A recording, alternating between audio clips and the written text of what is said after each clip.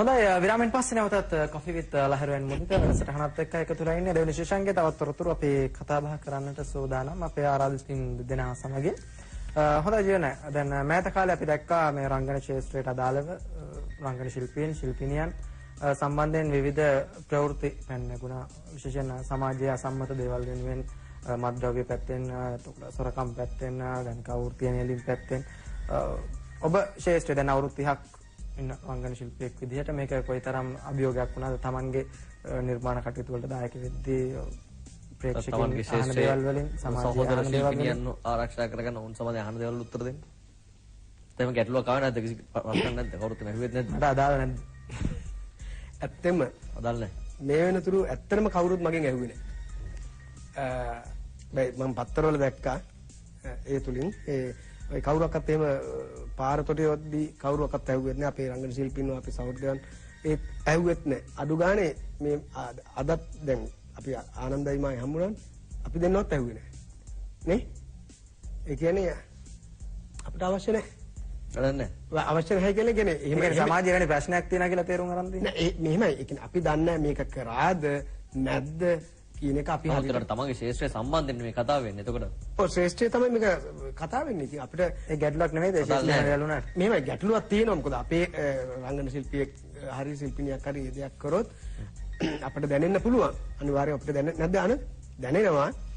ඉතින් අපි බලන්න ඕනේ මේක හරියටම කරාමද කියන එක අපි දන්නේ නැහැ මේක. එයා විසින්ම කරාද මේක කවුරු හරි වෙන නමකින් ඒ කියන්නේ වෙන කියන්නේ සාමාන්‍ය නමක් දැම්මද මෙයා කරා කියන එක නම දැම්මද සමහරවිට මෙයා කරේ නැතු වෙන්න පුළුවන්. අපිට නම දාන්න පුළුවන්. අපිට හරියට විශ්වාසයක් නැහැ. නෑ ඒ වර්තමානයේ තියෙන සිද්ධි සම්බන්ධයෙන් දැන් මීට කලින් එහෙම සිද්ධ වෙච්ච අවස්ථා තියෙනවනේ වැරදිකාර වෙච්ච අවස්ථාත් තියෙනවා ඕනතරම් ශේෂ්ත්‍රය. ඔව් ඉතින් එහෙම වුණොත් ඇත්තටම අපේ ශ්‍රේෂ්ඨයට පොඩි කැල්ලක් තියෙනවා නැතුවේ නෑ. ඒ වෙනුවෙන් යමක් කරන්න සූදානම්ද? මට නම් අමාරුයි. අරද? ඒක යුතුයකමක් නෙමෙයි. ඒක ගැන කතා කිරීම ඕක ගැන තමයි වැඩ කරන්න නැහැ කියලා මට අදාළ නැහැ. ඒ වෙනුවෙන් පෙනී සිටීම අවශ්‍ය නැද්ද? හරි පුදුම ගැටලුවක්. ඒ කියන්නේ හරියට නිකන් හැඩ පාරකට අහු වෙලා නිකන් උඩ ඉඳන් අර උල්පතේ එන ගංගාව ගහගෙන යද්දි අපිත් ගහගෙන යනවා වගේ තමයි. ඉතින් පුළුවන් තරම් ඒ ගහගෙන යන්නේ නැතුව අපි පොඩ්ඩක් නැවතුලා ඉන්න උඩුගම් බලා පීනන්න උත්සාහ කරන්න විතරයි සිද්ධ වෙන්නේ. ඒ කියන්නේ මෙහෙමයි දැන් වැරදි කරන අය ඉන්නවා. වැරදි කරන අය ඉන්නවා. වැරදි නොකර දේවල් අහන අය ඉන්නවා. ඒ වගේම කලාකාරයා කියන්නේ ජනප්‍රියයිනේ. දැන් අපි නළුවෙක් නිලියක් ගත්තාම කරත් ජනප්‍රියයි. ඒගොල්ලෝ කරන පුංචි දෙනික හරියට කාචයකින් බලනවා වගේ තමයි ප්‍රේක්ෂකයෝ ඒ දේවල් දිහා බලන්නේ. ඒක වැරදිද මේ බල්ල එක? හරිද වැරදිද මම කියන්නේ අල්ලපු ගෙදර සිද්ධියක් වුණොත් ඒ හාල පහල ගමේ ගොඩේ සිද්ධියක් වුණොත් ඒක එච්චර කතා කරන්න නැති වෙන්න පුළුවන්. නමුත් නෑ මොකද එහෙම බලන එක හිතන එක ඒක ප්‍රේක්ෂකයෝ කරන වැරද්දක්ද? නෑ ප්‍රේක්ෂකගේ ආදරය නිසානේ කරන්නේ. දැන් තමන්ගේ කෙනෙක් නේ නෑ විශේෂයෙන් මම දකින්නේ මට කතා කරන්න මේ කිසි ප්‍රශ්නයක් නෑ. තියෙන්න පුළුවන්. පැයකමාරව. සාමාන්‍ය මෙහෙමයි ලහිරු. දැන් සාමාන්‍යයෙන් කෙනෙක් කරොත් ඕක පැතිරෙනවා අඩුයි ටිකක්. අපි තුමු රංගන ශිල්පියෙක් රංගන ශිල්පිනියක් ඔය වගේ දෙයක් කරොත් ඉක්මනින් මෙහෙම කරනකොට පැතිරෙනවා. ගින්නක් ඇවිලිනවා වගේ. නේද ආනන්ද? එහෙනම් ඒක එහෙම වුණාට කමක් නැහැ කියන තැනද? වෘත්තීය පිරිහිච්ච ගතියකුත් තියෙනවනේ අද කාලේ. එහෙම ඒ නිසා යම් යම් ප්‍රශ්න ඇති වෙනවා නේ ක්ෂේත්‍රය තුල. වෙන කලාව කැක්කුමකින්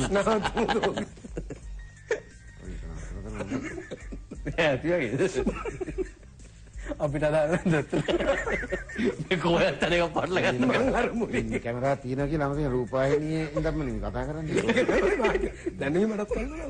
පරස්පර ඒක දේවල් නෑ පරස්පර නෑ මේක මචං. කියවිලා කියන්න පුළුවන් ඉස්සරහ දේර. එක එක දේවල්. නෑ ඒක තමයි නෑ පොඩි දෙයක් දැන්. ඉතින් දැනගන්න මාර තාපොඩෙන් ආනන්දයක්. නෑ කියන්නේ යනකගෙන් මේ ඒක දැන් ඒක ශේෂ්ත්‍රය ඉදිරියට යන ප්‍රශ්නයක් නෙවෙයි. දැන් අලුතෙන් කට ඒකම දාපු. ඒක තමයි පොඩි කැල. පොඩි කැල. දැන් ඕක ශේෂ්ත්‍රයට අලුතෙන් කරගෙන බලපන්නේ නැද්ද? ඒක ආනන්දයි. නෑ පුළුවන් තරම් අපි හොඳින් ඉන්න උත්සාහ කරනවා. අපි යහපත් පැවැත්මකින් ජීවිතන අපි ආදර්ශමත්ව ඉන්නවා නිතරම. ඒක අපි කරනවා දැනටත් ජීවනුත් කරනවා මාත් කරනවා අපි යාළුවෝ ගොඩ දෙනෙක් එහෙම වෙනවා. ඉතින් මෙහෙම කෙනෙක් වරදක් කරනවායි කියලා දැනගත්තාම මෝඩකමට හරි තේරුමක් නැතුව හරි ඉතින් එයා හිතවත් නම් කියන මට්ටමකින් නම් මෙහෙම කරන්න එපා මල්ලි මෙහෙම කරන්න එපා නම් කියලා ඉතින් අවවාදයක් දෙන්න පසුබට එන්නේ නැහැ. එහෙම කතා කරන්න පුළුවන් අපිට කතා කරන වෙලාව තියෙනවා අපි අත්‍තරම දැන් අපේ කණ්ඩායමක් තියෙනවා. මම අඩුපාඩු දැක්කම නමුත් ඔය ඔබේ ගොඩක් කරන දැන් වේදිකා නාට්‍ය සම්බන්ධ කණ්ඩායම් හැදෙන්නේ. මොකද ඔය කණ්ඩායම ඇතුළේ නෙමෙයිනේ වර්තමානයේ වෙච්ච බොහෝ සිදුවීම් නිර්මාණය වෙන්නේ. ගොඩක් කඩක වර්තමානයේ ශේෂ්ඨ පැමිණිය අලුතෙන් පැමිණිය විවිධ මේ මෑත කාලයේ විවිධ ආකාරයෙන් විවිධ මතන්නේ මේ ප්‍රවෘත්ති අපිට අහන්න ලැබෙනවානේ. ඒක හරිද නැත්නම් අපි දන්නේ නැහැ. නමුත් අහන්න ලැබෙනවා. මාධ්‍ය ඔස්සේ ප්‍රචාරය වෙනවා. ඒ ඔස්සේ ඒවා දැන් ඒතකොට ඔබේ ওই කණ්ඩායම නෙමෙයි ගොඩක් කටෙන්නේ. කවුරුත් එංගම් කටෙන්නේ ජනප්‍රිය චරිත වෙන්න පුළුවන් ඕන් සමාජයේ කෙටි කාලයකින් ඇවිල්ලා මේවත් එක තමයි ඔය සියලු දේවල් එන්නේ. එතකොට ඒක අලුතෙන් එන කෙනෙක්ට අලුතෙන් ශේෂ්ඨට එන්නට බලන් ඉන්න කෙනෙක්ට මේ ඒගොල්ලොන්ට කොයි වගේ දෙයක්ද මේකේ පේන්නේ? කියන්නේ වැරදි අදහසක් නේද එක තැනකදී පේන්නේ.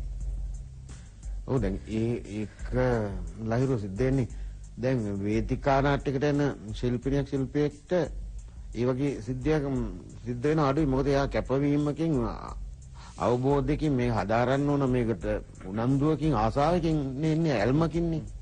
දැන් රූපවාහිනියත් එක්ක ගත්තාම අපි සමහරලාට කැමරාව අරගෙන කඩේකට ගිහිල්ලා නළුව ඇවිල්ලා බඩු මල්ල අරගන්න දර්ශනීය රූපගත කරනකොට මුදලාලි රඟපානවා. ඒ කඩේ මුදලාලි නළුවෙක් කියලා. ඊට පස්සේ පාරට බහැලා යනකොට තව එතන පාරේ ඉන්න කෙනෙක් ආයේ එතන නළුවෙක් කියලා. ඉතින් මේක රූපවාහිනියත් එක්ක හරි මේ වෘත්තිය වෙනස් වෙලා තියෙනනේ. ඒ කියන්නේ අපි ඔව් ඒ නිසා අපි මාධ්‍ය හරියට අවබෝධ කරගන්න ඕනේ. ඉතින් ප්‍රශ්න කතා කරද්දී එහෙම දෙයක්ත් තියෙනවා නේ. නළුකම කියන්නේ රූපවාහිනිය එන නළු නිලියෝ කවුද කියන එක. අර වගේ වේදිකා නාට්‍යයක එන මට්ටමේ ආන්නේ මේ අපි වේදිකා නාට්‍යන එහෙම දෙයක් වුණොත් අපිට ඒකවත් අකලා අයින් කරන්න හැටි පුළුවන්. දැන් ජීවන ඔබේ වෘත්තිය ඔබ රැකන්නේ මේ වේදිකා නාට්‍ය ඔස්සේද නැත්නම් ටෙලි නාට්‍ය ඔස්සේද? එහෙම නෑ. මම කලාකරුවෙක්. ඒ කලාකරුවාගේ ඒ පරාසයත් එක්ක මේ මම ඔය රංගනේ සංගීතය වේදිකාව ටෙලි නාට්‍ය සිනමාව 15ක් විතර තියෙනවා ආදායම් මාර්ගනේ. ඔව් ඒතර වැඩිනේ. තියෙනවා යා සින්දු කියනවා. ලදුවට ගන්න පුළුවන්. මියුසික් කරනවා, ලියනවා, අධ්‍යක්ෂණය කරනවා, රඟපානවා, නටනවා, කරන්නේ මේකප් කරනවා. ඇත්තම නැත්ත මොකද මේ ලක්ෂ ලක්ෂයක් තියෙන ලක්ෂ 7ක් විතර ඇවිල්ලා. ඇත්තම මේ මම ඒක නම් වෙනවා. ඒක නම් වෙනවා. ඇත්තටම ඒ ගාන හම් වෙනවා. මොකද? ළඟට එනවානේ. ළඟට එනවා. ළඟට එනවා. ළඟින් ගියා. ළඟින් යනවා. නෑ ඇත්තම මේ ලහිරු දැන් මම නර්තනය මම ඉගෙනගෙන තියෙනවා. මම අම්බලන්ගොඩ බන්දුජී සූරි මහත්මයාගේ නර්තනය ඉගෙනගෙන තියෙනවා. කෝලන් නැටුම් පහතරට නැටුම් කරලා තියෙනවා. මොකද වේදිකාවට අනිවාර්යයෙන්ම ආනන්ද දන්නවා මම වේදිකාවේ රඟපානකොට රංගනයත් මේ නර්තනයත් අවශ්‍යයි. නේද? ඒ තුලින් ලොකු දෙයක් කරන්න පුළුවන් මට නර්තනය. ඒතර ගායනය තුලින් මම ගායනය හැදෑරුවා. සෙල්ටම් පේපරත් මහත්මයා මගේ ගුරුතුමාගේ යටතේ. ඉතින් ඒ තුලින් මම ගායනය වාදනය ඒ තුලින් මම දේවල් ඉගෙන ගත්තා. ඉතින් මම අර කලාකරුවෙක් නිසා මට ඒ දේවල් තුලින් මට ඉදිරියට යන්න පුළුවන්. ඒතර මගේ තියෙන සංගීත කණ්ඩායමක් රණමුළු කැලිප්සෝ අනිව කණ්ඩායම මම අවන්වල වල ඒවා කරගෙන ඉතින් ඒ ඇස්සේ මගෙන් අහනවා මේ කමන්නේ මේ පොඩි ප්‍රශ්නයක් නේ උනේ. ඒ අවන්නලක දම්බෙලා තියෙනවා. නෑ ඒක වෙන ප්‍රයිවට් ටෙම්පරේචර් එක බිස්නස් එක. මේ සමහර කට්ටිය ඉතින් මම අවන්හල් වල මේ ප්ලේ කරන ගමන් අයියෝ මේ කැලිප්සෝ ගන්නනේ. ඔයා මේ නළුවෙක් නේ. ඉතින් මං කියනවා ඉතින් ඇත්තම මේක සංගීතය මේක කලාවක්. ඉතින් පැහැදිලි කරලා දෙනවා. ඉතින් ඇත්තම ඒ වගේ කියන්නේ ඇත්තම ආදරේට මට තියෙන ආදරේට එහෙම කියන්නේ. ඉතින් වෘත්තීය ඉන්න තමයි මං එහෙම කිව්වේ. කලාකරුවෙක්. අන්න ඔබ වැඩිපුර කියන ඔබේ ජීවන පැවැත්මට මුදල් හොයන්නේ වැඩිපුර මේක ජීවත් වෙන්න ජීවන නෙවෙයි ජීවන. එන්නේ ටෙලි නාට්‍ය ඔස්සේද වේදිකා නාට්‍ය ඔස්සේද? ආර්ථික ශක්තිවත් ටෙලි නාට්‍ය ඔස්සේ. වේදිකා නාට්‍ය වලින් ලැබෙන මුදල ගොඩක් නෑ නේ අපිට. නේ මුළු දවසම කැප කරන්නේ නැන සමහරට බදුල් බණ්ඩාර නූරෙලි වගේ දවස් දෙකක් යනවා. ඒ දවස් දෙකේ මම මෙන්න එක දවසේ. හැබැයි මුදල් පැත්ත හොඳයි. හම්බෙනවා. එල්නාට්‍ය වල තෘප්තිය හොඳයි වේදිකාව. ඒ තෙල්නාට්‍ය වල නේ? ටිකක් අඩුයි. ලයිරු වහන ප්‍රශ්න මම අහන්නේ. දැනි පෙත්‍රවට. දැන් ජීවන අපි දැක්කනේ මෑත ඉතිහාසයේ කලා ශාස්ත්‍රයෙන් බොහෝ දෙනෙක් දේශපාලන ශාස්ත්‍රයට ගියානේ. පහුගිය අවුරුදු. මම නෑ ආසම නැති සබ්ජෙක්ට් එක. යන්න බෑ. දැන් බොහෝ දෙනෙක් පාර්ලිමේන්තු නියෝජනය කරා. එක්කෙනෙක් හිටියම ඇතිනේ දෙන්න කරන්න ඕනේ නේ. දැන් ජීවන හිතන දෙයයන්ගෙන් නිසි සහයෝගය දැන් කලා ශාස්ත්‍රයට ලැබෙනවා කියලා. මේක තමයි තියෙන ප්‍රශ්නේ. උත්තර දෙන්න හරි අමාරුයි. මේ මං ඇත්තටම අපි අහනවා මේකට පිළියමක් නැද්ද කියන එක. දෙනවා. දෙනවයි කියලා කියනවා ඉතින්. දෙන්න. දෙනවා කියලා කියනවා ඉතින් දෙන්නවද නැද්ද කියන එක ඉතින් අපිට අපහසුයි කියන්න දෙනවද නැද්ද කියන එක. සමහරට දෙයි. ඒ කියන්නේ කොච්චර කාලෙත් තිස්සේ දැන් දෙනවා කියලා කිව්වද? දෙයි ඉදිරියට දෙයි. නැත්තම් බෑනේ ඒගොල්ලෝගේ ප්‍රයෝජනක් තියන්න එපා. සමහරට මේ දීලත් ඇති. අපි අපිට දුන්නා.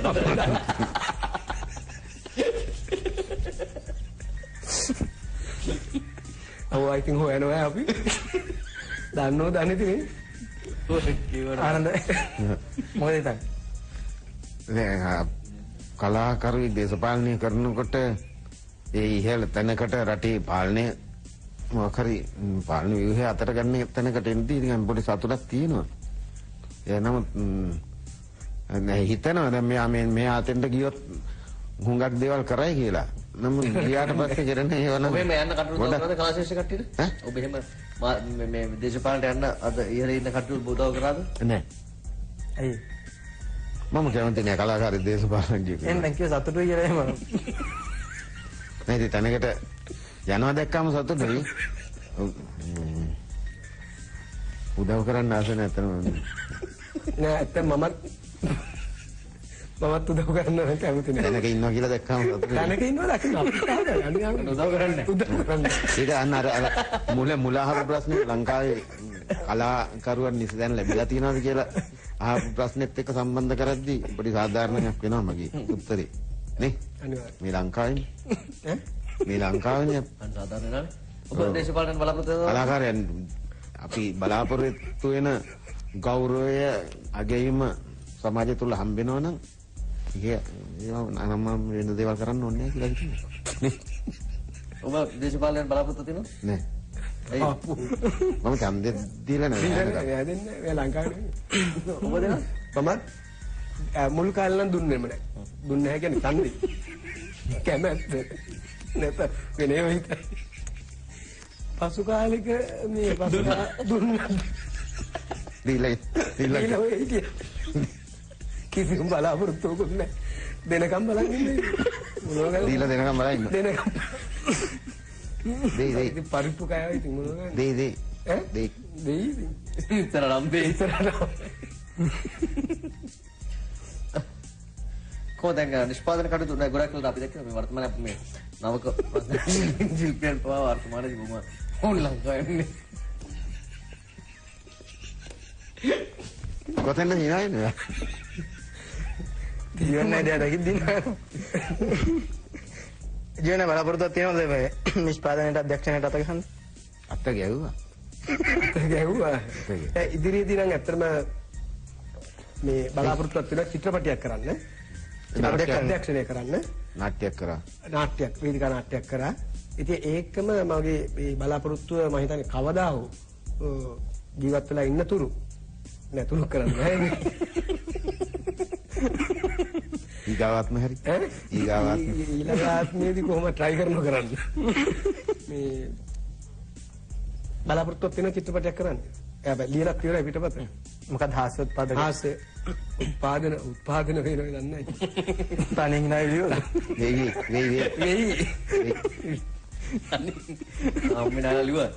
ආම්මිනා ලියුවා. ඔව් තමන්ම hina වෙවි. හැබැයි තමන් hina වෙනවනේ ඉතින් අනුන් hina වෙයි කියලා හිතනවා. මොකද ඔබ ලංකාවේ දකින්න මේ හාස්‍ය උත්පාදන චිත්‍රපටයක් වෙච්ච වර්තමාන වෙච්ච හොඳම මොකක්ද? මට නම් හොඳම චිත්‍රපටය තමයි අල්ලපු ගෙදර ඒ චිත්‍රපටියේ ඉතින් හොඳ යාසෙන් ගානේදී වර්තමානයේ අපු චිත්‍රපටවල වර්තමානයේ අපේ ගිරාගේ සිකුරු හතේ සිකුරු හත. ඔව්. සිකුරු හත අපි දෙන්නම දායක වුණා. ඒ චිත්‍රපටය තමයි මම හිතන්නේ මේ මෑත කාපු හොඳම හාස්‍ය චිත්‍රපටය. හරි එහෙනම් බොහොම ස්තුතියි දෙවෙනි ශේෂාංගයේදී පිළිතුරු ලබන දවස් දක්වාට තවත් එක ශේෂාංගයක් ඉතිරි කොෆි විත් ලහිරුවන් වැඩසටහන ලබා ගන්න